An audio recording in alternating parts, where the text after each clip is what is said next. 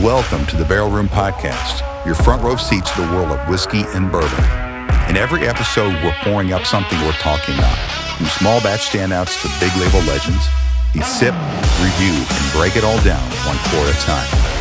We'll talk tasting notes, tell stories, give the occasional review on real-life experiences, and every now and then bring in a special guest from the industry to share a pour and a conversation. This podcast is made possible by the generous support of our sponsors. Edward Jones, Chris Bridget, Age, Wisdom, Bold Stratagems.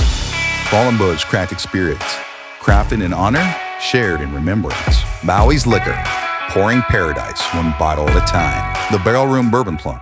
Pull up a chair, we're waiting for you on the inside. And Grillo's Chop and Barrel, where fine whiskey meets fine meat. So pull up a chair, have a pour as we dive into this week's episode of the Barrel Room Hotcast. This pour of the Barrel Room is brought to you by Edward Jones financial advisor Chris Ridgick. Just like a well-aged whiskey, a solid financial plan takes time, patience, and the right guidance.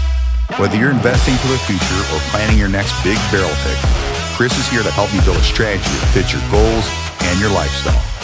So let's raise a glass to smart decisions and visit edwardjones.com/Chris Ridgick to get started. And now, for this week's episode of the Barrel Room Podcast, let's welcome our hosts, Kenny Gales and Brian Biskey. Hey guys, welcome back to the Barrel Room Podcast. I'm your co-host, Brian Biskey, alongside Kenny Gales. Got a special episode for you all today, and want to just do a quick reminder that we are going to do, since September is Bourbon Month, we'll be releasing a new episode every Friday this month to help promote brands like Nobletons. As you can see here, we got Demetrius Cain on, and other local brands around the area. Be on the lookout for that. And to remember, at the end of this month, we will do a blind bottle raffle for the top fan. So all you need to do is like or share or comment on one of the episodes this month. Your name will get thrown into a raffle, and we'll announce the winner of that blind bottle at the very end of the month. But I'd love to welcome Demetrius Cain to the show. Thanks for welcome. Yeah, I've heard your name a ton since I've been in this industry, which I've only been in it since January, basically. Yep. Just so you know, Kenny and I live 5 houses down from each other, and my wife and Kenny went to school together. Oh, so same grade and everything. Yeah. Yeah, and so we got to become good friends. And I have a sales and marketing background, and he's got obviously the operational side background, being a firefighter and a whiskey brand. So we just partnered up and started working together. So that's awesome. Yeah. Mm-hmm. So I always start the show by just giving the audience that's watching, listening on this in their car, some background on Nobletons Distillery. How did you get started? Where did it come from? Yeah. So there's kind of two ways that I said. So that one of it is, modern history. One of it is old history. And so it kind of depends on how far back you want to go. And so I'll just kind of start with where it started back in the 1800s, okay, and then what it is today. Because one thing that I don't like, that I always want to be very transparent on, is we have a lot of history, but we didn't become legal again until 2014. Okay. We haven't been in continuous operation. So we were legal from 1824 to 1920, DSP 59. 1920 we were bankrupt because of prohibition. That was generation 8. So we went 8 generations, or 7 generations. My grandfather was the 8th generation. And so my great-grandfather was born in the 1800s, died in the 2000s. He was the last legal distiller. So I knew him. So I knew him as a child growing up. He fought in World War I. He was a Louisiana Cajun. And he was the last legal family distiller. And then he trained his son, my grandfather, to distill. And then there was a great period. There was about 100 years, just under 100 years of theoretical practice. We just thought about whiskey. That's all we did. But for a couple years. That's quite a bit of thinking about. And then 2014, my wife and I began this. And when I say this, it's very different today, what you kind of step into, the big distillery and all that stuff. We've never had investors, never had debt, built the entire company from the ground up. We started in 2014 in a 275 square foot garden shed on my farm. The reason why 275 square feet is because at 300 square feet in Franklin County, you need a building. So to stay under that, it was 275 square feet. Yeah. And so most people look to somebody have like a cool thing on their gravestone or some cool shit, and people remember it.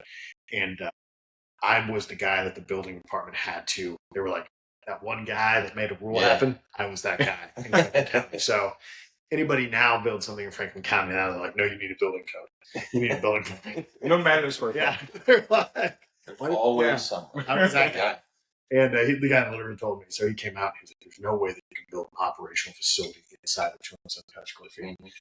And I was like, well, nothing said about vertical square feet. So I built 18-foot tall building, 2 floors, fermentation distillation on the first floor and bottling, and then I had fermentation up on the second. It was like, it looked like a bunkhouse. Yeah. And the guy walked in and he was like, there's got to be shit me. And it still stands on my farm today. Like, it's the most ugly. It looks like it's a grain silo. And people are like, what is that? I'm like, it's a distillery. But that's where we started. And then I was like, okay, we've gone legal. We're good. That's the biggest one, right? Yeah. That's the hardest thing. And then we moved into a 1,200 square foot shop that's next to my house, a big old barn and a beautiful fab shop. And we started running there. And I was like, we're never getting bigger. And then 2 years later, about 6 months later, we ran out of space. We started built a new space over in Marthasville. Moved out there, 5,000 square feet, outgrew it within 6 months. Didn't have good docks. It was hard to get trucks in there. So I was like, let's build another place. We've been here 4.5 years, and we've only been open to the public coming up on our second year. Because our goal is never to actually open to the public. We just wanted to make whiskey kind of quiet, and we did that for many years. And then the first time we met was literally right after we had just progressed into having a nice kind of space, 1 degree above a card table. Because people used to just come in the side door and go out on the floor and just like drink like on card tables and be like, this is a great tour, but you know, it'd be nice if it was like a little nicer. Yeah. I was like, don't get ahead of yourself. Well, especially because you said you've been in this space, 4.5 years, and you didn't plan to ever be open to the public originally. So yes, to you, like, why does it need to be nice? Yep. Well, it's like, it's a space, you know. It's functional. Planning to open to the public, was your plan just to contract distill and just go to the market with your products, or what was your plan, I guess? Yeah, so we're a 100% debt-free company. We're farmers, so everything we... Cheers to that. That's awesome. Yep. Cheers. Thank you. So everything we do has never really been focused on like just a revenue. So for me, it's like not having debt looming over us. We make whiskey that we love. Yeah. That, yes, I have to sell it because, you know, in some degree. Yeah. But I'm actually like a huge proponent of just set on whiskey and wait. Like, we make tons of other products that, like, in our whiskey, it's like if I held on to every single barrel of whiskey that we ever make, and I love, you know, every one of our barrels has a story because of the stupid shit that happens on a farm. You know, I don't have internet. I don't have TV, so all I do is like journal funny things that happen. And You don't have internet or TV in your house? I remember this story. Yeah, no internet, no TV. What the hell do your kids do? Make whiskey? No, we play. We build go-karts. You saw my FJ sitting out front. And we build cars. We build... That's incredible, by the way. Yeah, we build go-karts. All my kids. So when my kids are born, I buy a project car for them. And as they get older, when they want to come out and work in the shop with me, we work on their car. So we've got like, you know, that's awesome. We've got frame-off restoration going on tons of... And it's not that I'm a car guy. I enjoy tinkering. Yeah. And so, and my thing is, I'm like, well, I'm not doing it by their 16th birthday. Hopefully this thing's done. You've got 16 years to work on it. Right. And it's cool because we've got, you know, I bought I when I see things go on auction, so when auto shop goes on auction, I buy all the lifts. So I've got like 6 lifts in the shop. Nice, yeah. And in that warehouse, it's like that's where I store the cars. And they're not like pristine, beautiful lifts. They're just old auto lifts. They work. They work. So yeah, so it's like, we've got a whole bunch of acreage, dairy cows, beef cows, pork, and then we farm. We contract with. So we personally like run the contracts on 2,600 acres, and then we lease another 28,000 for row crops. 28,000 acres. 28,000. It's not here in Missouri. Holy shit. Illinois, Arkansas, Kansas, Iowa, Nebraska, Missouri. So it's like spread throughout, and we like make flour. when you're talking about the history, went from your great grandfather to your grandfather to you. So does your dad never got into the business, and is he a farmer? I'm assuming. No. So my grandfather had 5 girls. Okay. And so he had 5 girls, and my father was out of the picture. God bless him, by the way. Yeah, great man. That's a tough house. He was a World War II veteran. So Survived Pearl Harbor. Yeah, so was mine. Was he in the Navy? He was. So was my grandfather. And I was just in Hawaii. Actually, my sister's in Hawaii right now on her honeymoon. We were just in there in the first part of July, and I went to Pearl Harbor, and I made my hair on my arms stand up. Mm-hmm. Yeah. I've never been. My grandfather did not speak highly. Well, neither did mine. My grandfather was a chef, though, so he wasn't like, I don't want to say he wasn't in battle because he wasn't in battle, but, he was in battle, I guess, technically. And my grandfather was a submariner. He was a diesel mechanic he was a mechanic on a submarine that was escorting the carrier group that was not at Pearl Harbor. So when they came back, he was in charge of cutting rivets and trying to get steel off shit. Yeah, for sure. It's one of the reasons why I'm not a big fan of the internet. I think that sometimes you know too much. And my grandfather had, for many, many years, carried with him. There was a submarine that he and some of his, some guys he knew were on the other submarine, and they were patrolling the Pacific, and the other submarine never came back. He would always be like, I wonder what happened to those boys. And one night, one of my aunts pulled up the phone, and it was like, I saw you went from a decent evening to my grandfather went to bed. And his entire mood changed. It was like, and so I'm like, sometimes you don't need to. Yeah, that's sure. Sometimes you just need to, having that as a, 87-year-old man being able to be like, I wonder what happened. And then somebody tells you. Yeah. So, my grandfather, he didn't like to talk about it, but if I, growing up, if I had a project in school, that's all I wanted to write about, or that's all I wanted to do an essay on, or something along those lines. And so I'd sit down with him, and he'd be like, "Oh, okay," and then he would share just enough information, but he wouldn't get deep into it. Yeah, my grandfather never did. I was 3 days from going to the Navy. Yeah. Got accepted in the fire academy, and 3 days later, my recruiter showed up at my house saying, I got a job for you. And I said, unfortunately, because at the time there was a hiring freeze for the military, and so there was nothing for like 3 months. And I was ready to go, and they showed up at my house, and literally I was like, oh, I'm sorry, fellas, but I haven't heard from you in a couple months, and I had to figure out what I was going to do with my life, and firefighting was it. And, I got accepted in the fire academy, and I'm going that direction. So that's hard enough to left get that day. Yeah, no joke. That's hard enough to get into. Fortunately, my wife's family has a lot of firefighters in it, so I was able to get the opportunity through them, and kind of saw the whole career itself, and I fell in love with it, and the teamwork, the camaraderie, the family, the whole atmosphere. That's why I ended up going that direction. But yeah, I was headed to the Navy, so I did not know that. Obviously, I don't know if I'd still have my wife today because she was not fond of it, but I personally had to make a decision for myself, and I was being selfish, and we were young. I think I was 19 and she was 17 at the time, and we were freshly girlfriend, boyfriend, whatever you want to call it at that time. And so she was very upset, and I was like, well, I got to do what I got to do. You can come along or that's it. But so if you watch this, Jen. What's so funny is we've talked about my wife in this episode. I'm like, hey, we gave you a shout out. She's yet to watch a single episode. So sure. My guess is Jen won't either. She probably does secretly and just makes fun of it secretly. But no, anyway, I'm happy I went that direction because I got a beautiful wife and 2 beautiful kids, and I couldn't be more thankful for it. So, to me, I made the right decision. But at that time, it was,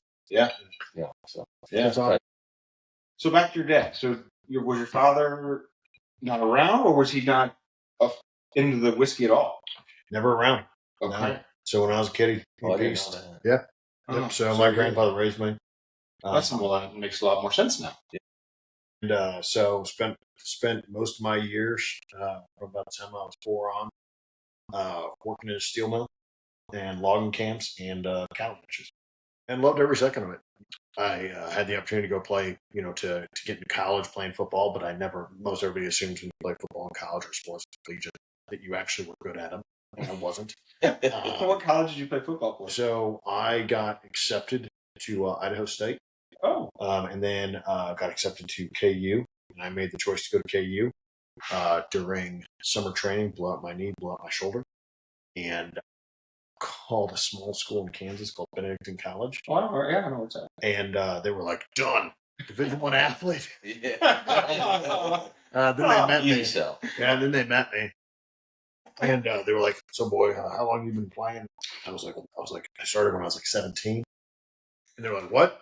And I was like, I really don't understand the whole game. And they're like, how'd you get to college? And I was like, I'm big and I'm fast. Which I wasn't fast enough because I got injured more. Yeah, so I had a short stint playing football in college. Still to this day, I have no idea how the game works.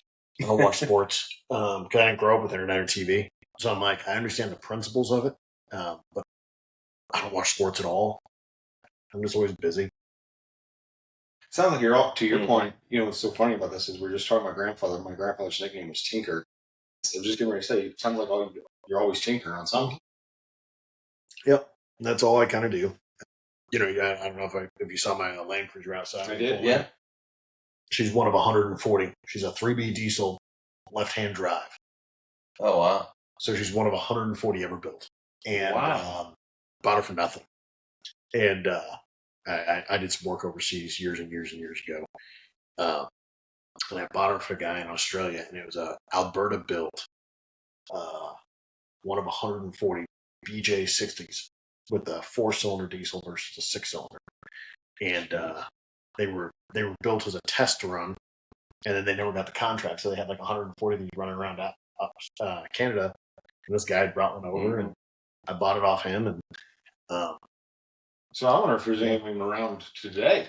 there is one other in the United States Really? that I have found at an auction at some point. But I've never. And so one of the big definers of that is there's no side vents. They don't have side vents. All the other ones have side vents. All the other F series engines and all those. And so I tinker on that all the time and pull up the dash and I work on things. I put the dash back in and I reupholster things. So, I love tinkering, but yeah. So it's all kind of stupid shit that I love messing around with stuff. Well, that's awesome. Well, let's dive into a bottle as we continue to chat here. You get to pick you get to pick them all, actually. They're your bottles. Yeah. Which one do you want to sample first and talk about and tell the story? Yeah, so what we're sampling on right now that we're pulling another one. By the way, I'm not a rye guy, but that is incredible. So we were talking about why we use ice. And so one of the things is that we use all the way that we make whiskey is the same way that my family made it back in the 1800s. It's not, and so one of the things that I always try to be a very staunch, I'm not a master distiller of any kind. I'm a steward of my family history. Sure.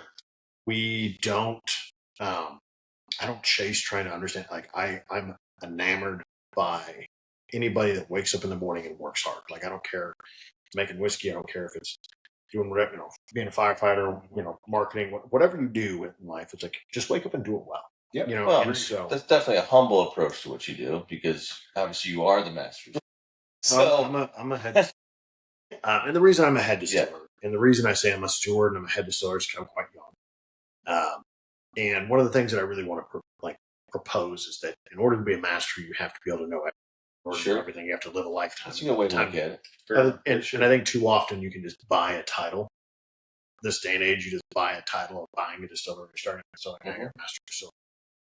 And so, but we do everything the way my family did it back in the 1800s. We've never not changed a thing. So we ferment our mash for 48 days. We malt every grain. So we malt our rye, malt our wheat, malt our barley, malt our corn. That's impressive. 48 days. 48-day fermentation. So we ferment up to 7% alcohol in the mash. Mm-hmm. And then by fermenting for that long, it eats 2% of the grain. So 2% of the alcohol. Mm-hmm. So you only have 5%. Mm-hmm. And so in order to make a 53-gallon barrel, which is what we exclusively age in, in order to fill that, you have to ferment about 1,000 gallons. And it's 2.25 pounds of grain per gallon. And so you start going down the economics of it. Yeah. And then you set on it for 48 days. And the reason why we do it is because what it develops over that 48 days is a long chain fatty. So the long chain fatty acid is the viscosity of whiskey. So if you notice, like, take your glass and kind of move around those. But if you notice the oils that are clinging to the side, or if you smell it, it has a very rich, pungent aroma. Yeah, and it lingers. Yeah, even with ice, it's not getting watered down. Yeah, it moves it around. And so that's why. So we've always fermented that way. And the reason we did it back in the 1800s is because we are an estate distiller. We are not a commercial and estate distiller. So we grow all of our own grain. They're all heirloom, non-GMO, organic, chemical-free, and regenerative. So you do all the grain that you use is all yours. Wow. So you're what they classify as grain to glass. We would be a grain to glass distillery. And so when you do that, your harvest is in October. So you harvest, you malt your grain, and then you ferment, you start fermentation. In my family in the 1800s, we didn't want to waste the wood to heat the stills. So you'd wait until Christmas to start distilling because we get cold enough. Is that the 48-day window? About 48 days from harvest to distilling. So it was a save the wood kind of thing. And so when I was a kid, like, that's just how we did it. So and when I was a kid, not that we distilled at all when I was a kid, kids really are like, this is what I'm like, it is so difficult. We one time had like if you ever meet a DOT guy from Illinois, they have a badge that looks like a federal. And this guy was giving me a business card because he's from Illinois. Yeah. He's like, if you're ever in Illinois, look me up. And he opens his thing, and I thought it was a Fed. I was like, God! And he was like, I don't work for the Fed. And he's like, it's just the way they make our badges look. And I was like, you guys get badges at DOT? That's freaking weird. Why do they get a badge? Yeah. That's what I said. But they have a badge, and I about had a heart attack. Not for the Feds listening. We're very, but it's it's a little nerve-wracking. Yeah. But some moments aren't meant for the crowd; they're meant for the connoisseur. Welcome to the Barrel Room Bourbon Club, an exclusive private sanctuary for those who appreciate the rare, the remarkable, and the refined. Here, fellowship flows as smoothly as the bourbon in your glass. Conversations linger, friendships deepen, and every pour carries a story worth telling. As a single barrel member, your privileges are as exceptional as your palate, including coveted access to the blind bottle, our signature tradition where one distinguished member claims an extraordinary bottle of bourbon worthy of any collection. Whether it's savoring a private pour from a bottle few have ever seen, or raising a glass among those who share your passion, the Barrel Room is where rarity meets camaraderie. The Barrel Room Bourbon Club. Rare bourbon, true fellowship, unforgettable moments. Which fucking sucks, by the way. I'm just going to come out and say that's fucking stupid. Yeah, but I get it. Yeah. So we would always do it that way. And when I was a kid, we primarily, would practice into Christmas. And when we went commercial, I was like, well, this is how we've always done it. Tradition. And it wasn't until we started selling whiskey, people started asking that question of why. And I was like, well, if you don't want to waste the wood, well, to heat stills, it's a lot of energy and all this stuff. And we no longer heat with wood. Sure. Yeah. But it was just this thing that my grandfather always instilled. And so it's rich history. Yeah. I mean, it's just, which makes the brand even cooler. As we all know, tradition and history are a big player. Percent. I told Kenny when we first wanted to start this podcast, I was like, look, I need to do this structure. I was like, I really want to talk about the history of the brand we're talking about. If we're sampling a Heaven Hill item, I want to talk about the history of it. And I think the first episode we did history, and we've never talked history again. But to me, that's what I love about whiskey is I am an American history, like, I wouldn't say above because I don't know anything about it, but I'll sit late at night and watch fucking American history on TV over my wife's reality TV show. I just rewatched the Bourbon Heist again at the firehouse the other day. Yeah, it's just like you see the Pappy Gate, the 2 episodes. Well, he doesn't watch TV. Never mind. But anyway, it's about Pappy Gate and all that whole issue with Buffalo Trace. Yeah, I just love the history. So I'm sitting here listening to you talk about your history is like so the history is really fascinating. So a little bit of fun history about me is so my great grandfather lived to be 106, born in the 1800s. His father fought in Civil War, and I thought everybody knew somebody firsthand that knew somebody fought in Civil War. So I thought my great grandfather when I was a kid, he lived to 106. Lived to 106. Mm-hmm. Jeez, one of 14 kids from Louisiana. His father brought the kids from Louisiana to move to Missouri to fight for the North because they were Cajuns and they were half Cherokee and couldn't own land. So, yeah. And so they and then the funny thing was they still lost the land. My grandfather beat me over that one time with a cane. So I was like, but you still lost the land. He was like, boy, I will beat you. And then he did. He was a short man, but he was really good. Like, he had a very nice cane that had a good hook on the end. And he was like the type man that I always joked that it's like he could pull off his belt with one flick. He could undo the clasp and flick it off and catch your leg. Well, wait a minute. Time out. We didn't even talk about this one yet. We did. We did? I thought we did. Not really. Well, we're pouring the next one. We're pouring the next one, but hey, okay, as we're pouring it, do you want to you talk about just chat a little bit more? But sorry, I didn't mean to cut you off. I was just trying to get the next pour going so we can. Alcoholic over here. God damn it. I just want to try it. The first one was so good. You know? So this one, this is one of our Rickhouse Reserves. So the cool thing about Rickhouse Reserves is if you come out on a Saturday or anything like that and do a tour with me, you can try through between 3 to like 25 fucking barrels. The tour, if you read it online, this is like 5, and that's because you have to. You have to put a limit somewhere. But if I don't have more tours later, and I just keep having fun, it's we just end up drinking more. And the feds aren't listening to this, so we're good. Yeah. We pay our taxes. That's all they care about. Which is astonishing. If anybody wants to know how your roads gets fixed in Missouri on this side of the state, I can tell you who pays that. Yeah, if you're an accountant listening, call me. But that raises my question now. Are you guys over the 100,000 gallon mark? No, we are within a feather's edge. Or is that touching subject? we are the feather's edge. Because I know how that taxation goes. $2.70 per proof gallon up to $13.50. That goes to Kentucky proof gallons there. Yeah. So you can come out and you can get a bottle like that. It's a fucking rip-off. Yeah. So you either have to go from like 100,000 gallons to like 1 million in one day, or you're screwed. Yeah. Fucking government. So anyway, I love you all, government. Yes. No, I hate all you government. Government needs to be as tiny as it possibly can. Get the fuck out of my life. Anyways, back. I love the government. Demetrius loves the government. Yeah, we love the government. I've got a DSP that says I do. I don't want to keep it. Says I do love government. So yeah, I wear shirts. So this is a Rickhouse Reserve, and so on the side it says Winter Sin. And so the comedy behind this was, I had a great uncle that one night we were drinking whiskey, and may or may not have been, but that night we were drinking White Dog whiskey, and the rest of us went off to bed. He told my grandmother, I'm done with this. He's like, I'm just going to sit here on the porch. I'm going on to bed. I'll follow. And the next morning, we found him frozen dead in his chair. Oh, shit. It was the White Dog. Yeah. I wasn't expecting that. Me neither. Just done. And okay, so that 97 years old. And so the White Dog we were drinking that night, we put it in a barrel. And many years later, there's Winter Sin. You should never sell a single bottle of that. No, we should. Because you might die. No, that's not at all. No, I would cherish that something. I would sit that. Agreed. Myself. It's just life. But you know what I love about you? That's an honor of him. This is what I love about Nobletons. Every bottle has a story. Yeah.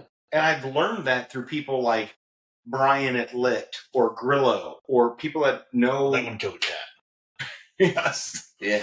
That's definitely. Did you read the side of that bottle? No, I didn't. It says Tom in honor of 9 lives, because we couldn't put that on. We couldn't put. Yeah. Was it Tom? Wasn't Tom the cat? Yeah, cat. Yeah, because we sampled that on the podcast with him. Yeah. Yeah. Old Tom.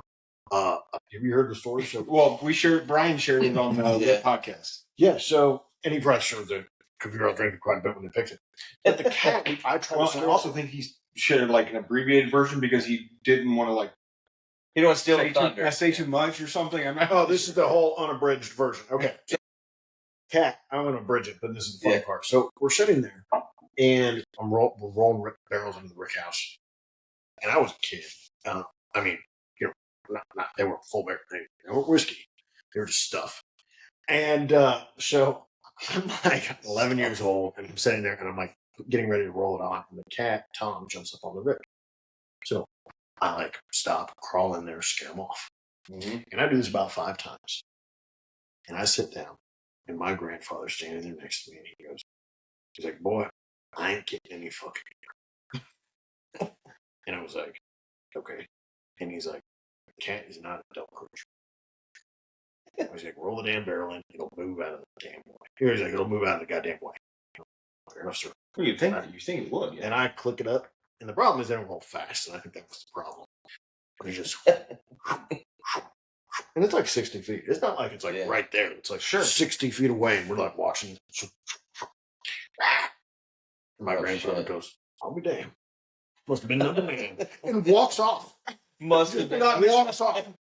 Yeah, just gone. And he stops 10 feet away, and turns around and goes, "I don't think that's gonna positively influence the whiskey boy. I recommend you climb in there and get rid of that." He's like, "But give it a proper burial. That was a good cat." And just like walks off. And I was just like, yeah, especially at your age. Yeah, I was just like, shit. And so I crawled in there and I felt horrible. And then the whiskey turned out fantastic. I was like, there's the ninth life in that whiskey right there. That's incredible. Yeah, so I just love the stories that I've heard. I mean, I've only heard a handful of them. Like, I think we got some soggy sod out here somewhere. Soggy sod. I spent 9 months in a Missouri pond. Not like a nice pond, like a cattle pond. Yeah. Who was telling us that story? It was Keith, probably. Keith bought like the whole share of the barrel. Keith, who also is out there in the tasting room right now. He helps me out a lot with my brand. He's one of our brand ambassadors. He's also a member of Demetrius' club and multiple other clubs. He's just the biggest teddy bear in the world. What I was getting at is his nickname is Tinker. In the beginning of the show, we talked about you being tinkering around and tinkering your grandpa. Well, not to mention, when we told Keith we're having him on the show, he was like, "I'm coming. I'm going with you." And I was like, "Keith." So, anyway. Yeah. In honor of Tinker, who's out in the lobby over there, tasting whiskey right now. Cheers to you, buddy. He is the biggest teddy bear. Awesome guy, one of a kind. So how many bottles of that you got left? You got plenty of that to sell still, or where can they find? I guess is my question. No, so winter sitting. Yeah, and you can pull your own bottle, and once they're gone, they're gone. Okay, so with your Rick House experience, what you do is come in, you can thief out of the barrels. What you're saying? So I drink with you. I tell you the stories, and then if you want a bottle at the end of it, you just pull your own bottle. Perfect. I want to bring my wife out. That'd be fun. We'll bring our wives out. We have pizza. We have my wife doesn't drink whiskey. She's fun to hang out with. There's El Trago for her. Yeah, there's El Trago tequila. So your wife will do tequila, and guess what? We do cocktails too. You like if she drinks tequila. It doesn't really work for my wife. I did. Anyway. Bringing up the same subject. Well, I'm just trying to help you out. No, she does get into tequila a little bit every once in a while and stuff like that. So there's other options for her if she doesn't want that. Anyway, where can people go to find this Rick House experience, and how do they? Well, so you just go to the website. Mm-hmm. You can sign up there. You can do it. You can also swing out. Just if you don't know what time you're going to be here, you can swing out. What's the website just for the people? Nobletons.com. Nobletons.com. Nobletons.com. I'll also throw it on the screen below me as this is going. Yeah. So that's kind of a fun thing. Comedy for anybody is that Nobletons is a town in Canada, and so right when we started the company, like 15 days into the company started, we had like 500 people follow us from Nobletons Canada. So shout out to Nobletons Canada. We're not there. Let's go back. Why is the name Nobletons? Was that your great grandfather's last? No. So not anything with our family. So my family has a really interesting tradition of like having toasts. We're Scotch Irish, Scandinavian. So our yeast is Scandinavian and all this shit. And so we have all these like traditions that we brought with us. By the way, I don't know what we just tasted, but that was fucking good. We kind of went that was Maryland Heights. So that was Maryland Heights police officers. Every year we do it. We work with them on a fundraiser, and Maryland Heights picks a barrel every year, and we do. And they come out, they do the barrel pick. That was year number 1. And it's really good. Yeah, they raffle them off, and they raise a bunch of money for the for fallen police officers' families and all that shit. It's really cool what they do. Parallels right into his brain too. And so we do it with a bunch of different organizations. We're big proponents of anytime we can support, the communities we work with or the agencies that work in the communities, Of course. we always try to promote it. One thing, like I'm not military. I'm not service in any capacity. I spent some time overseas, but that's it. And so I'm always like a big proponent of For sure. I can give back. For sure. Me too. I was too big of a pussy to go in the military or be a police officer or firefighter. I thought I wanted to be a police officer in high school until I got kicked out of the program because I got caught drinking. That happens. Back to Nobletons. Where's the name from? So You're doing okay though. You might have made the right choice. I definitely made the right choice from a financial perspective. Yes. Real quick though, can we touch on what the mash bill is on that? 51 sweet corn, 45 rye, 4%. Okay, and then the proof. Do you know? It's on the bottle. Yeah. I couldn't tell you from memory. I just you do a lot of them. I know. No, it's not on the bottle. I think it's like 115 or Okay. so. I just curious. The first one It doesn't drink like a 115. was 117. All of ours don't. Really like it right now. So Nobletons comes from the final line of the toast my brother gave me, which was for the noble character of those that keeps. So it's about the people that surround you, not about who you are. Why do you say final toast? So it was the final line Oh, okay. of the toast that he gave me for my wedding. So it's like my family. Gotcha. So, Got it. and so when we're sitting there and we're trying to go over the name of the company, I think one of the biggest things with small businesses, it's not about who you are, it's about who supports you. Like you don't have a business if nobody shows up. Agreed. And so I'm a big proponent of my company is as much mine as it is people that drink my whiskey. Yeah. It's like my company only continues to exist if you drink the whiskey that we produce. And so therefore it's like I have to continue producing the very best whiskey I possibly can in order to continue to earn your respect and homage. And so that's where Nobletons comes from. Planters, the reason why we call it Planters and why it says real dirty whiskey, I've had people ask me why we keep that on the bottle. And because we are a farm, it's dirty work. And I think it's very important for people to remember we are the planters. We are the farmers. We are, and on every single bottle, regardless of the release, it says from our hands to yours. And it talks about our generations of families building the farms and everything. And so my purpose in everything we do is focusing on we are one of many small farmers. So we employ small farmers. They're not my employees. They own their own farms. I pay them to farm my land. And so I think it's important for people to remember, like, in order to get good whiskey, you have to do a lot of dirty jobs to get it. And that's why I call it planters. And that's why it says real dirty whiskey. It's not because the whiskey's dirty. It's because a lot of men and women have worked very hard to make it happen. There's a lot of countless hours that get put in. Oh my God. And not even just for whiskey, somebody just to a enjoy. farmer. In general. Farmer, yeah. I mean, I grew up in Edwardsville, Illinois. Now, when I grew up in Edwardsville, Illinois, it was not what Edwardsville, Illinois is today. It was a town of like 10,000 people, but still it was a town of 10,000 people. Some of my best friends grew up in a little bitty town called Bowen, Illinois. And there's like a flashing stoplight, and that's about it. And farms as far as you can see. And everybody is a farmer there. And so I got the privilege to go back there several times during college. And to your point, it's when it harvest, you're sun up to sun down. And even sometimes late at night with lights on, right? Like it's people think farming is like a cool, fun job. It's like, no, it's a hard ass job. Yeah. Right. And that's the and that's kind of what we always try to focus on is I appreciate that. Is like I want people to understand, and that's what I always ask. We do zero marketing. In every firehouse, every patrol car, every ambulance, and every military unit, there's a bond forged in courage, sealed by sacrifice. At Fallen Brothers Crafted Spirits, we raise a glass to the heroes who never made it home. Crafted in honor, shared in remembrance. Each bottle of our handcrafted whiskey tells a story of bravery, of brotherhood, of lives lived in service. And with every pour, you're giving back. Because a portion of every bottle goes directly to organizations supporting the families of fallen first responders right here in our area. To the ones who answered the call, to the ones who still do, and to those we'll never forget, Fallen Brothers, Crafted Spirits. Raise one. Remember them. Available now. Drink with honor. Support with heart. look online. But we do zero marketing. No, we don't do anything. The only thing that grows our company is people spreading the word of us. Yep. And that's something I always ask people. I'm like, this is your company too.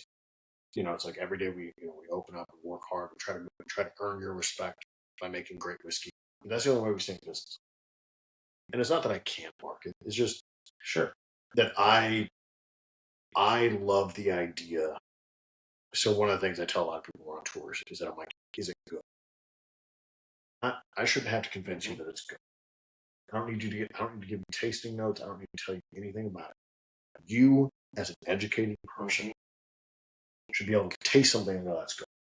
And there's a lot of respect there because guess what? If you're the one that's sampling whiskey with them and saying, "Oh, this is great. I smell this, this, and this," guess what the next person's going to do? They're going to say, "Oh, that's great, and I smell that too." And the entire group, you just sold the entire group on that's great, and now they all think it's great. You want them to form their own opinion and tell you. You don't want to sit there and see the story sits on the side. So every single release of our bottles has a different story. Every single barrel has a different story. And that's the thing is like it goes back to like this is Broken Bones, by this is Broken Bones. This is one you will never find on a shelf anywhere. So before we move forward, explain a little bit about this one real quick that we're trying here. So Broken Bones. So if you come into the tasting room, you come out on tour, whatever, and you walk into the tasting room. From the outside, this looks like a giant warehouse. There's no external sign. Very quiet. I didn't even know where to park. I pulled up and Keith goes, "Oh, park right there." I was like, "Oh, okay." Yeah, there's no lines. Yeah. We don't do any of that shit. Well, no, I didn't mean in that way. I unfortunately, this is my first time here. Yeah. And so when you pull up, there's a giant glass door, and you walk in, and then we have giant 14-foot tall black walls, wood lined, giant leather couches. Beautiful, by the way. Thank you. In that giant bar. Yeah. And so when you walk in, it's very different than what it looks like on the outside. The entire tasting room was paid for by that bottle. Something about a broken leg. Something about a broken leg. Yep. This is 122 proof, and it's something about a broken leg. So let's let Demetrius take that one. When everybody asked us to build a taste room, I said, "Well, if I gave you the opportunity to have a bottle of whiskey that's from my childhood, so we charged $150 a bottle, and everybody came and bought those bottles and paid for the entire tasting room. So the money from that we turned into the entire tasting room. So we didn't have to take on debts. We didn't have to release early whiskey or young whiskey. So you can't buy that bottle anymore. Nope. So the founders, the original people that helped us fund it, bought bottles, and it's the only time we've sold whiskey for over $100. So we don't sell whiskey over $100, and the reason we don't. Oh, fuck, that's good. Yeah. Yeah. You sure you don't have any more of those to sell? So the reason why we don't. Yeah. What if I made you do 50? So even when you come in and you do a tour with me and you buy one of these bottles, it's $90. We never crack 100. The reason we don't crack 100, and it's not that I have anything against anybody that sells for whiskey for that. Every business is different. The reason we don't is because it's more for me. It's to me more important because when I worked overseas doing a bunch of different shit, I lost. 26 was went over, 13 was came home, 2 of us are alive today. When my whole goal in whiskey is like if I could have one last drink with any one of those guys, I wouldn't have heard. And so we make whiskey in honor of one last time to sit around a fire, drink whiskey with those we've lost. And that's kind of how our mantra. And it's like make whiskey worthy of one last drink. And so we always try to keep it under 100 because I sit there and I'm like, I don't care if I go bankrupt because my whole goal You're not. is but my whole goal is I want to make whiskey worthy, because I'm like, I don't know who's buying it all the time. Sure. So if you buy a bottle, I need you to know that whiskey's worthy of drinking. If this is the last time you get to sit around with friends or a family member or whatever. The bottle I have on my shelf of yours is whatever the lit pick was. Old Town. Oh yeah, Old Town. That's on my shelf. Man, life is not a good thing. Broke my femur when I was a kid. Got bucked off a Bronco, and my grandfather was like, "You'll be fine." Then I got broken up. He's like, "I don't think you know how to ride." I was like, 7 years old. 7 years old. Yep. And Grandpa has the mentality of a professional bull rider. Those guys are ruthless, and they will ride it with a broken femur. So that was when I first fell in love with doing because I got to sit on a stump, and my grandfather was like, "Boy, don't scald the kettle. And that's kind of when I fell in love with it. But it was just, so that's why we named that one Broken Bones. There was 13 barrels produced. Not that is the one. It's an honor, Sure, of course, honor of those 13 original. No. If you look at the legs, Oh my god, dude, it's phenomenal. Well done on this one. This one's very good. Well, and it's like it's an Do you honor remember of the mash bill on that? So that is my mash bill. So every distiller in our family has a mash bill. That is 60 sweet corn, 35 rye, 5% corn. Oh, I like It that. has a balance so of good. sweetness, richness, good caramel, toffee. Yeah, so I like sweeter side. Oh, Jesus. And that is phenomenal. It's And it got doesn't a higher drink. rye percentage though than you normally like though, which Yeah, is but you well, like that 100, you like But that. yeah. So to your point, so the learning joke on this show is that I hate rye. So he gave me this today to start off, and I tasted it, I was like, okay. To add to that though, my goal was to convert him to rye. Because he's always been not a rye guy. So my goal was to convert him, and over time we've been subtly. I think you've been successful at this point because he poured me this to get me started. I guess. And Tinker out there ruined it almost, and I had to like. But I never heard him. I was too busy setting all this up. So he's setting up the podcast, and the gal up front getting Stephanie's getting us the pours or whatever just to start it out, and she goes 100% rye. I go, perfect. Don't tell the guy in the white collared shirt that it's a rye and it's 100%. And so then I shit you not. Keith comes back and he goes, "Dude, this 100% rye is good," and I'm like, I didn't hear him. Keith. It is every tour. I always ask everybody, what do you not like? And if you're listening to this, don't take this turn. Maybe I don't always do this, but I always ask, what do you not like? And everyone's like, I don't like rye or whatever. Just somebody every time in the crowd is one person, and I usually always start with rye. And the reason is because my thing is, don't hate something you've never had. If you've never had a great rye, and I always say like good rye is like starts at like 10 years. Mm-hmm. Great ryes are like 14 to 18. Phenomenal rise, 18 to 24. I would consider that to be a phenomenal. Not saying that that's what it is. Good luck with that, though. I mean, but it's because a barrel of rye is twice as expensive as a bourbon. 20. It's not because the cost of it is so much. Sure, you don't get as much alcohol and stuff. Rye is the original American whiskey. Rye was the first whiskey ever so many distilled. flavors out. You get so many flavors out of the complexity, man. The rye spice. I mean, everything. The rye spice can be balanced out quickly by the age, man. The age can balance it out very nicely and make it a really good whiskey. That fig Newton. So I'm a big chaser of like the fig and the back end finish. So corn and wheat are front of palate. Rye and barley are back of palate. Yeah. And when you get to those 100%, so the 100% are really hard because they gum up. They're horrendous. It's like babysitting an angry child. Yes. Because they want to bubble up, and we don't use those are hard to perfect. Yeah. Yes. And there's just no way around it. And so we chase. So my family has this principle: when you finally make a perfect barrel of whiskey, you quit. You hand it to the next generation. You walk away. So I remember the day I walk. And you're not there yet, right? I'm not there yet, but I'm like, someday one of my children will take it over. Well, guess what? You may say this is the perfect one, but you may say this is a good one, but it's not the perfect one. So you can never, as long as you never say it's the perfect one, you don't have to pass it on. Someday when I hit perfection, I will hand it off, and that day will be. So then I'll just sit around drinking, not doing anything. Are you creating the next generation right now, or what? Well, I have 4 boys, 1 girl, and a 6th on the way.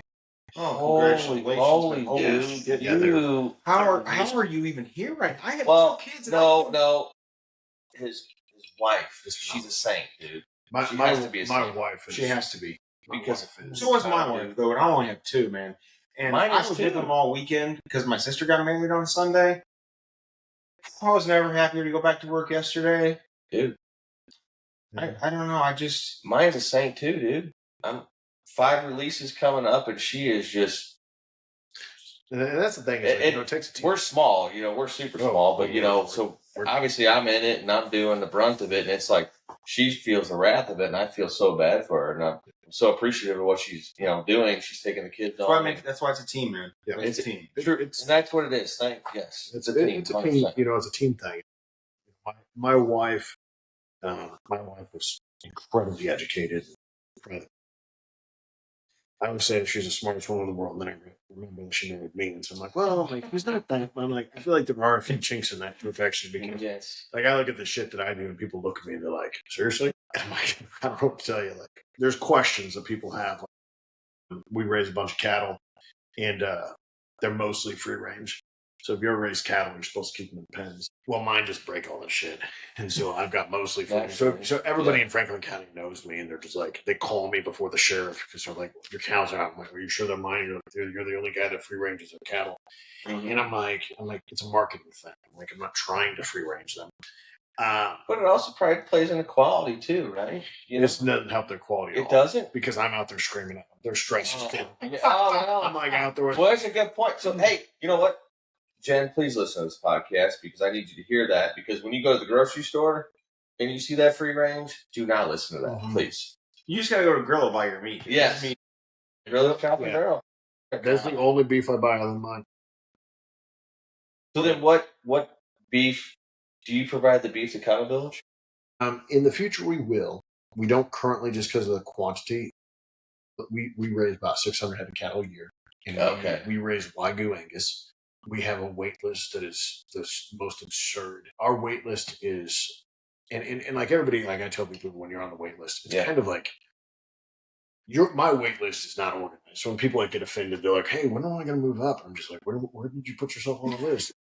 And they're like, I thought I was on the list. And I was like, I don't have a list. Really, it's in my mind. And they're like, what number am I? I'm like, so like, but we got it. So yeah, it's absurd. We got all these moving parts, and it's hard. I don't know how you keep it all together, bro. Yeah. And you're like, don't have any network TV. I sit in my driveway a lot and grill, hang out with my kids. My kids are the greatest in the world. So I do agree with that. That's my kids are just like most hilarious. Like this morning, my son, my second oldest, woke up, and so he got up this morning. And he like comes down and comes into the kitchen. I live in an 850 square foot home. Oh, with 5 and a 6 on the way. Yep. We have triple bunk beds. Oh my goodness! And it's I'm starting to believe that you and your wife are both saints at this point. Oh no, my wife's a saint. I am just. I'm like, or they're they're retarded. batshit crazy. An 850 square foot house. That many people. That was my we have our houses, and I feel like I'm freaking losing it. Yeah, but the thing is, I gotta send them down a separate hallway, and I still hear them. Yeah, but see, the thing is my kids like. But so my son comes down, and and mind you, we raise pork too, and we raise what's called Mangalitsa hogs. They're, if the government's listening to this, we don't raise them; they just look like them. because they're hairy, they're not supposed to be. It's fucking hilarious. I love that. So it's 4 slices per pound is how thick I cut my bacon. Mm-hmm. Oh. And we normally have it here, but we don't right now because we keep selling out. So my son comes in, he's like, Dad, I'm like, can you make me some bacon and eggs? And I'm like, getting ready. Because I get up at 3:45 in the morning, milk our cows and all that shit. What time do you go to bed? About 10. Oh, dude. God, no. And what are you on fucking, what kind of stimulants you on? I don't do anything. Coffee. I knew the answer to that. I roast my own coffee. I have a coffee roaster on the other side of that wall. You gotta be doing that. And I drink 1 cup a day, 1 small cup a day. So I had a heart attack when I was in my 20s. Stress-induced cardiovascular. It's not. My doctor was like, it's not truly a heart attack. Yeah. It was a stress-induced cardiovascular event that resulted in partial cardiac failure.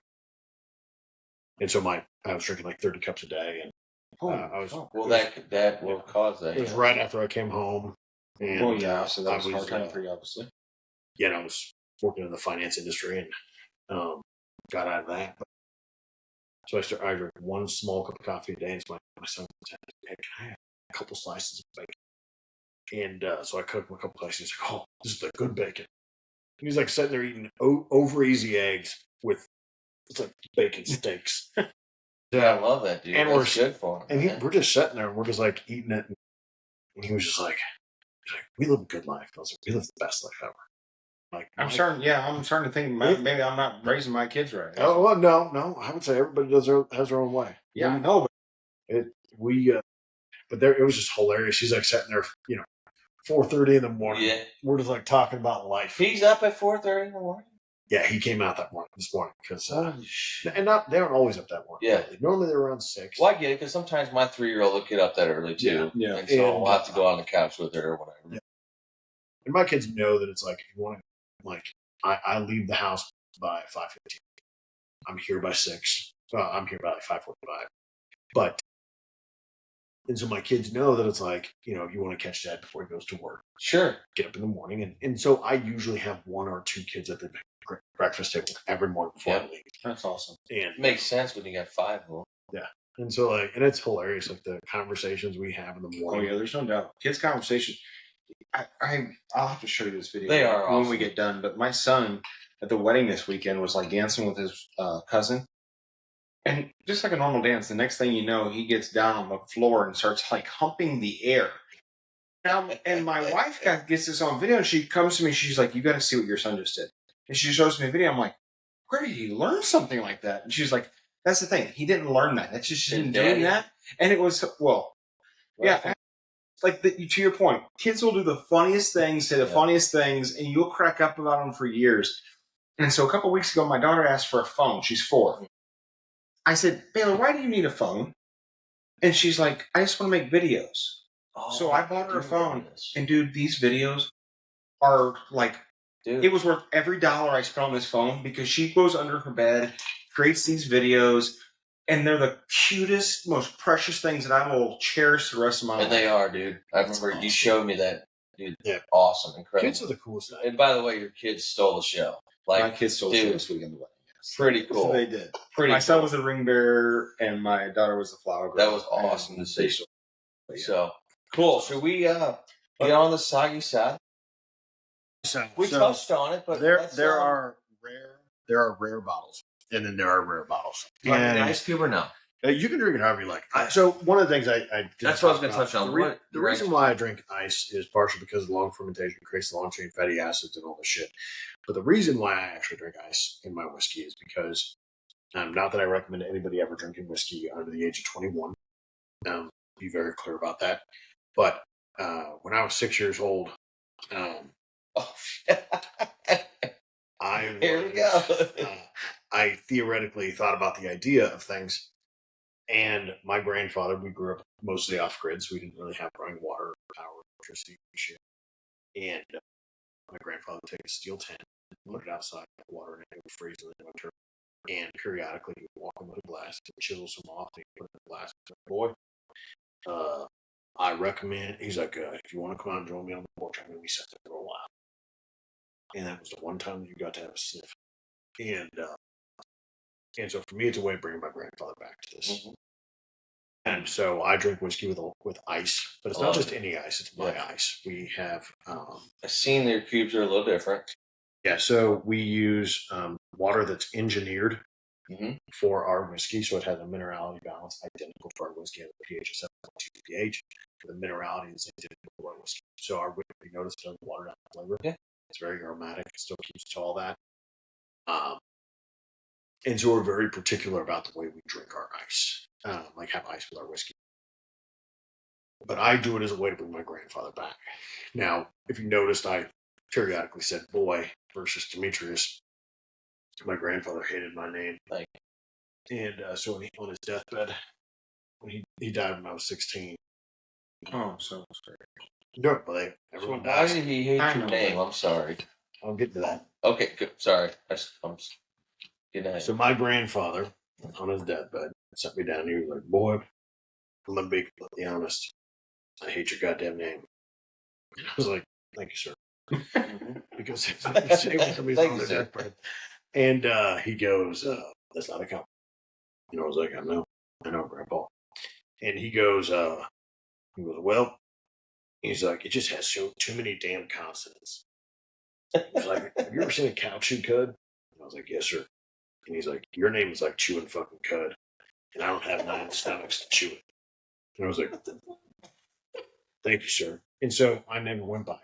So I always went by my middle initial. I never went by Demetrius. Like sometimes I went by boy or other explosions. Exactly. Me too, by the way. Yeah. And so then I ended up working, we had a government liaison that we ended up having an after. We had a report about some issues that had occurred in a job site that we were dealing with. And if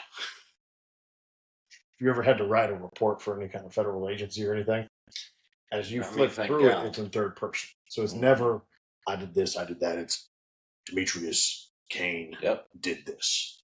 Demetrius Cain did that. And this person did that. For whatever stroke of genius, he picks up my report. And he's about 3 pages. And he sets it down, kind of slams it down. And he looks at the one black guy in our group. And he goes, "What else do you go by, soldier? Because Demetrius is a god-awful name. And I can't say it." And he's looking, and I turn and I look right over at Rodney. And I look back at him and I stand up and I was like, "Counted in the present, sir." And he looks, he's like, "Your name's Demetrius?" And I was like, "Yes, sir." He's like, "What else do you go by?" And at that moment, I was like, "I go by Demetrius."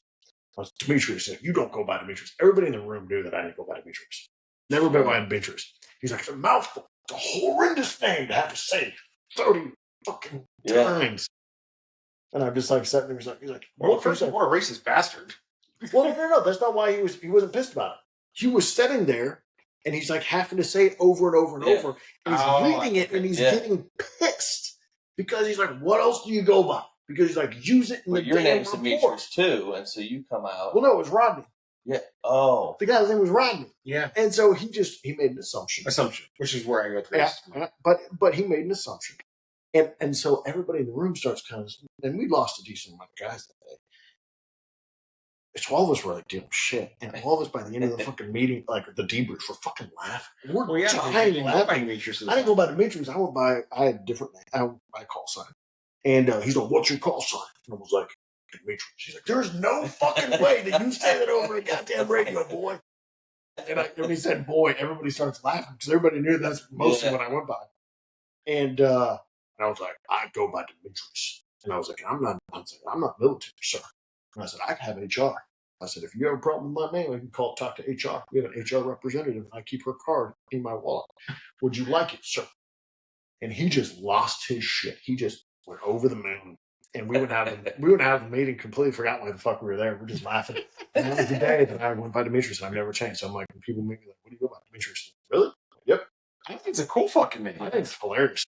I think it's hilarious. But when people meet me for the first time, I'm like, "That's a mouthful." And I'm like, well, they don't say that. It's memorable. They look at me and they go, "It's a mouthful." I know. And then I tell them the story. And it's fucking hilarious. I think it's hilarious. My mother says it's biblical. I've never found that in the Bible. Never found it. I think there's like a very obscure verse somewhere. But I grew up in I a have a Lutheran brother named John and a younger brother named Matthew. So when there's me in the middle, I have some questions. I'm sitting here trying to think because there's some questions right there.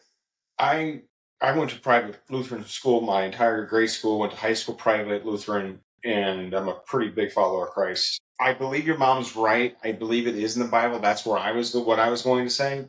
But if I couldn't tell you where. Yeah, it's very obscure. Or what the story is about, but it does ring a bell. Yeah. But I think it's a cool name. Mine's Brian. He's Kenny. Well, actually, Kenneth, I guess, is technically your name. Kenneth, yeah. Or if your wife is in the room, Lloyd.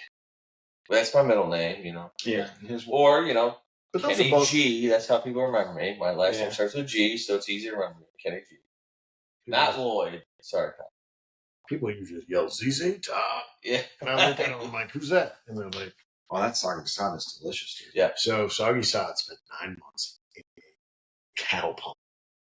So it rolled out of the rick house, got away from me, went to the pond. I called the TTB, told them it was destroyed. They said, "There's any evidence." No way. Cattle pump. I said, "You understand those? It's a pond. It's not for poison ivy. It's like shit, and there's copperheads." And I don't. And so let me clarify: was this wintertime or no, summertime? Summertime. Okay. Because the only reason I clarified is because I've heard stories where people say it was the wintertime. The wintertime. Oh, okay. Go ahead. Sorry. So rolled in 9 months. It sets in the pond, and the whole time it's just bobbing. It's like taunting me. Every time I'm out in the field, I see this barrel, and I'm like, I can't charge it off my books. I can't do anything with it. It's just bobbing. And finally, it gets wintertime. I had a tractor stuck trying to get it out the first time. Oh, fuck. And because it's the damn clay. Yeah. Which is why my catalog free range. I want to make sure that everybody don't think I'm like an idiot. I grew up in a place you could drive a T-post in, Yep. and it would stay because of the rocks in the soil. Mm-hmm. And you drive a T-post in, looks nice and clean. It rains one time all place. Oh, yeah. The clay moves it. Yep. I hate the soil here. Worked on a Soil horse farm here for is awful. 6 years. Yeah, I it's know how that awful. T-post And so the first time I met the sheriff, he was like, "Where are you from?" Because I had like a half a mile of fucking T-post. And you came out, he's like, "Nice looking line there, boy. You run that whole thing today?" And I was like, "Yes, sir." And he's like, "Wait until it rains." And Yep. he's like, "You gonna cement your corner post?" And I was like, "I've got." You have to. I was like, "I've got T-post." All right, so everybody in Franklin County calls me corner post. Everybody that knows me because they're like, apparently I didn't know how to drive corner post. So wintertime hit, and I finally froze enough that I could get out there and get the barrel out. And as I pulled it out of the pond, I ring it up, and I like grabbed it, and it was heavy. And my wife's like, "You shit, do not drink that." And I was like, "It's fine." I was like, and I opened it up, and I'm like, "Oh God!" And I tried. And I was like, "Holy shit!" She's like, "How do you know it wasn't like just pond water?" And I was like, "Well, Taste it. It tastes pretty good." And so Mike Grillo, they picked that barrel blind. He was like, "That's a damn good barrel." And I was like, "Let me tell you the story." And so on the side, it says Soggy Sod. Super cool. And the reason we kind of did is because he does a charity golf tournament every year, and it's always on the side. Sometimes it rains, and so it's a little like it's the weekend he picks it. It's that time of the year. Slightly. Yeah, it's like you never know when it's going to rain. And so every time I'm out there, I'm like, I end up fucking getting muddy on me because I don't golf. And so he invites me to golf, and I'm like, "You don't want me to tear up a golf course. Like, you don't understand. Mm-hmm. I have a 7-iron. Because when I went to the pro shop and I saw how expensive they were, I bought one club. And I have 7-iron. Funny thing, I held a course record till recently. Really? Yeah. There's a local golf course nearby, and I went out there. And So do you like to play golf? I'll get to that. Okay. We're at the golf. So I golfed the whole thing, walked into the clubhouse, I was talking to the manager, and I handed my card. And he goes, "Bullshit, I think you got the course record." Are you kidding me? And he takes it and he goes, "No." He's like, "That's the fucking course record." And I was like, "Shit." And so he put the plaque, and they got a plaque and did a ceremony and put it on the wall. And this is like 5 years ago. So 2 years ago when we opened up, I was sitting at the bar talking to somebody from the clubhouse, and they were like, "You got the course record?" And I was like, "Yeah, I've got my fucking name." He goes, and I was like, "Yeah." I was like, "It's not bad for 9 holes." There's an awkward silence. And he goes, "There's 18 holes." And I was like, "No, there's not." I was like, 18, the 9th hole is right by the clubhouse. And he goes, "No, you turn left." And I was like, "You don't fucking turn left." He goes, "Yes, you do." So we're sitting here at my fucking Nick, my sales manager, was the guy that fucking did it. So Nick, my sales manager, we asked him about it. He's like, "I was fucking there when he called him." So I called the clubhouse, and he's like, "What do you mean?"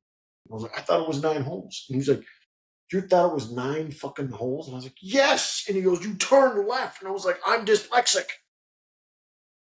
So I held the course record for like 2 years. I had a plaque on the wall and everything. I thought I did decent, but apparently for an 18-hole golf course, not that impressive. Yeah. So he's got so bad in the front now. It looked like a good handicap on the 18. Right. So I'm not great, but I have a great time. I bring whiskey. I have. Something they're thinking was 7-iron. There's no fucking way. Well, there he is. I mean, but dude, Not the way I play. you gotta be really fucking. You gotta be really fucking good with a 7-iron. But could it be done? Yeah. Sure, it could be done. You're playing with a 7-iron. And so I'm sitting here thinking the whole time you're telling this story of how Tell me goddamn that. good you are. And I'm thinking, fuck, we gotta go play some golf, man. And then I'll play with you. And then I'm like, oh, what's that about? I don't know if I want to play with you anymore. No, I'm a lot of fun. I bring snacks. Like, here's my problem. Everybody always brings the alcohol. Nobody brings snacks. I have a smorgasbord. I bring fucking dips. I bring like fuck. I had. You got that little Milwaukee organizer where you got like the wife's do. I have a fucking cooktop. Oh shit! It fits on the back of. Oh yeah. I can clip it to the golf cart and I can cook food all around the Oh fucking. my God. I made burritos. We eat burritos and shit. Breakfast burritos because I like golfing. I don't have to fuck. If I'm doing something for fun, I ain't sweating. Yeah, I hear you there. And so I remember the same way. If I'm golfing, it's first thing in the morning. Yeah. We've had breakfast. We have we call it Hobbit breakfast. It's like 9 breakfasts before breakfast for every hole. So I bring my Land Cruiser out, and I've got a whole cook stop in the back. Oh, shit. And we're eating breakfast in the parking lot, and then we go golf, and I cook 2 more breakfasts. It's great. And then we drink a shit ton, but we can't drive home. All right, I'll play golf with you. Yeah, but like I want to let you know, like I've also been kicked out of a lot of golf courses. So it's like a double-edged sword. Yeah, I'm willing to try that. I'm willing to. Yeah, for that, I'm willing to do Yeah. it. And again, I'm going to be laughing my ass off the whole time playing with you because you're just fucking hilarious. It's like a Happy Gilmore with a 7-iron. Yes. Also, one thing, so I brought a UTV with turf tires on it. I thought it was about the tires. Oh no. We were at a golf event. They invited me out for charity, and You brought your UTV. well, I had turf tires. Yeah. We got like 6 feet of air out of it. I did not know that there was a sand trap in my defense. And like and we landed, like we stuck. Like it was like, and you see, and like because we have a dash cam, and I'm like, and he's like, bah! And I like landed, and I turned to my buddy, and he was like, "Why did you jump it?" And I was like, "I didn't know this was." I was like, "I'm not a member here." And that marshal, I have never like that man materialized. He was like there. Oh yeah, And trust he me. came out there, yeah. and he was like, and he said, "Sir, is that gas powered?" And I said, "No, it's hybrid." And we sat there for like 3 minutes. What he thought about it? Well, he thought about it, and he Googled. He's Googling. He's like, they don't make a hybrid. And I was like, it was a special year. I was like, this year they don't. Last year they did. And we're like sitting there, and my buddy's just like, fuck? yeah. But I was like, but we've got turf tires, and he was like, you just caught like 6 feet of air. But it's a UTV, so it's like it's designed for that shit. And it was like, Yeah, exactly. And Were you on the green? You better not have been on the green. we were not on the green. We were in the Fairway or we something. were in the fairway. But the problem is There we're in is a very nice golf A country. gal at my firehouse that on Turtle Creek or the Falls Golf Course in our outreach tournament, she came on hole 13 on the fucking green and wrapped around it, and we were like, Well, she was just playing. "What are you doing?" Like, if you, Well, you know, Holly, if you ever listen to this, don't ever do that again. But anyway, This is a real quick story. I was 16 years old. We lived in a golf course in Edwardsville called Fox Creek. I got fired. Only time I've ever been fired in my life from a job. Because I decided that it was going to be a good idea to go pick the water coolers up after a tournament. And at the tournament, all the golf carts were coming back, and they were coming back with full beer cans in them. So I started popping beer cans and drinking beer cans as I'm cleaning the golf carts. And then I decided to go pick up the water coolers. I didn't see the pond, apparently. Drove that fucking golf cart directly into the pond. Yeah, so I was fired the next day. So it's easy to not see a sand trap. I didn't even see a pond. well, that was like the thing. It's like those they tried to hide them, and I was like, we were coming from the wrong direction, and it just was one of those deals. And we didn't like get kicked off. Like I explained, like I'm very easygoing, and he wasn't. But like he was like, and I was like, oh, I was like, you don't even know by that. I was like, I want to be completely honest. I said, most people just refer to me as boy or shithead. And I was like, depending on the day, sometimes it's together, like, hey, shithead. And now people call me ZZ Top, and he's like, sitting.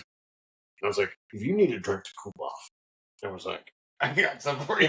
I was like, if you need a quick one, I was like, we've got a shower curtain that we can attach in the back in case you need to cool off. So if you need to drink it where nobody can see you, and he was just like, why do you have a shower curtain? I was just like, because you're sweating. And he was like, what are you doing out here? And I was just like, I'm going to be completely honest. I'm really bad at this game.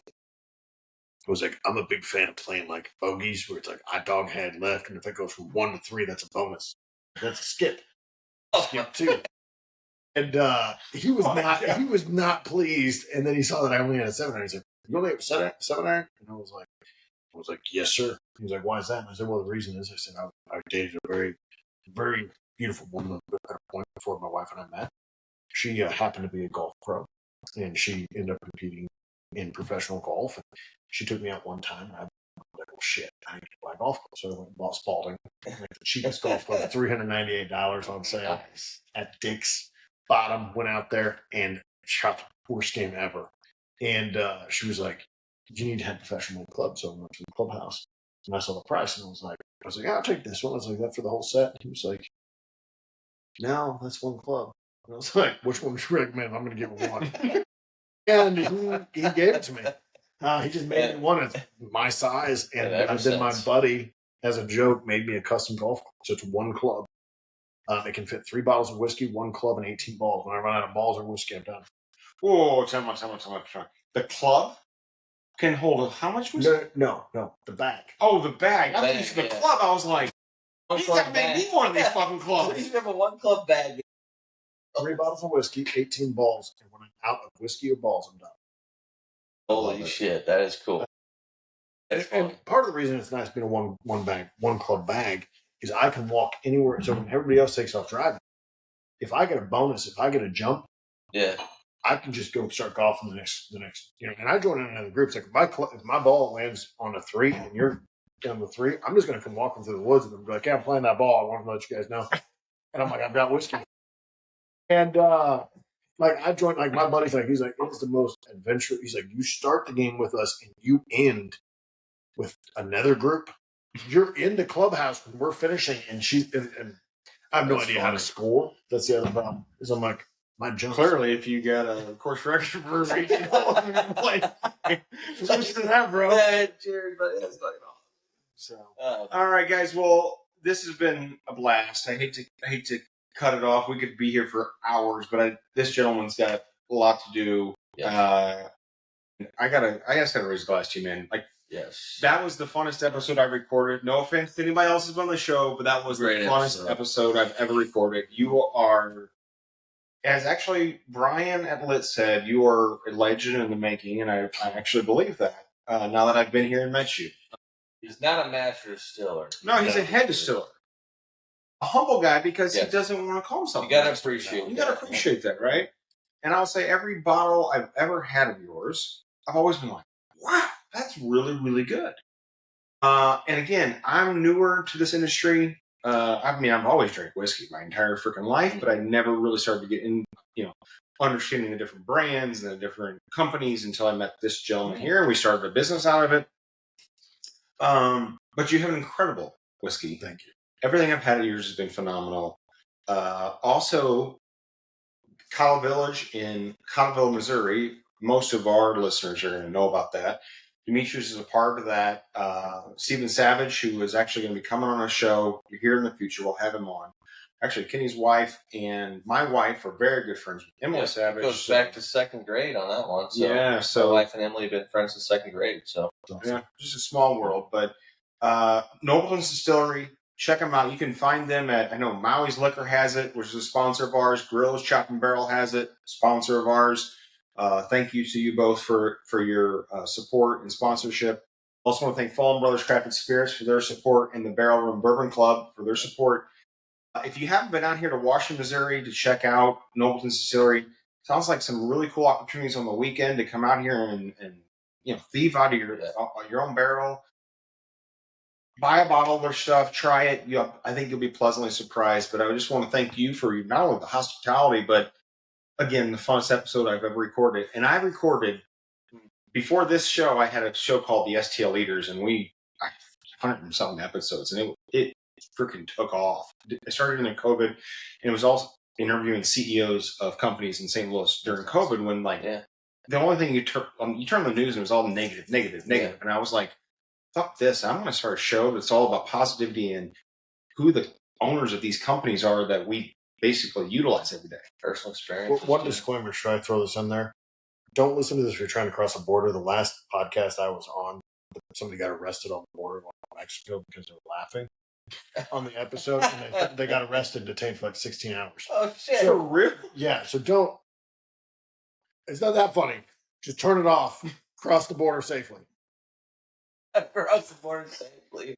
So, and also, Demetrius has the Rick House experience where you come and thief from the barrel, and you also get a one-of-a-kind experience to where you get to actually be with the guy who does all the distilling. I mean, he doesn't call himself a master distiller; he's a head distiller. So that's a humble title for him, and so I suggest get online and book a tour for the Rick House, right? Yeah, we're going to do that for the Rick House experience, and you come and you get to sample out of quote unquote 5 barrels, and who knows what happens after that, but then you get to bottle it and take it home with you. So go online at nobletons.com and book that experience in the future. If not, come check them out.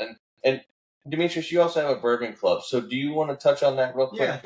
Yeah. When that is, and if anybody can just join in, or we have a cask club online where it gets you a free pour whiskey every month. and 15% off everything, Uh-huh. or 10%. I think 10%. I can't remember. You'll find it online. But it's like $15 a month, and the reason is that when you complete the whole thing, get a pen, and the whole reason for it is that if you come out once a month and have a free pour whiskey, which if you go to most places and you drink whiskey like ours, a free pour right there is $10. And if you buy, a bottle a month, you pay for it. The reason we did it was because we also do like once quarterly, we do like breakfast or like a fun dinner event, or we do bottle shares and all this fun stuff. It was for us. It's not about money or anything. It just was like to just kind of people kept asking like, how can we learn more about the brand? Yeah. And so we do exclusive events with the group. Eventually, we're going to open. We're sitting right now in our small cigar room. We have a cigar club and a locker club that we're going to open eventually. Oh, that's awesome. Right now, we just drink back here and smoke cigars for fun. Well, Kenny and I are both members of St. Louis Bourbon Society, which are awesome. Yep. And I know your Shout bottles out to there. Drew and James. Always there, yeah. Shout out to Drew and James. If you haven't signed up for the October event, October 3rd. It's October 3rd. VIPs get to go in at 5 p.m. So other than that, it's 6 to 9. So if there's still VIP tickets left, get those. It's the St. Louis Bourbon Festival. It's downtown at the Lynn.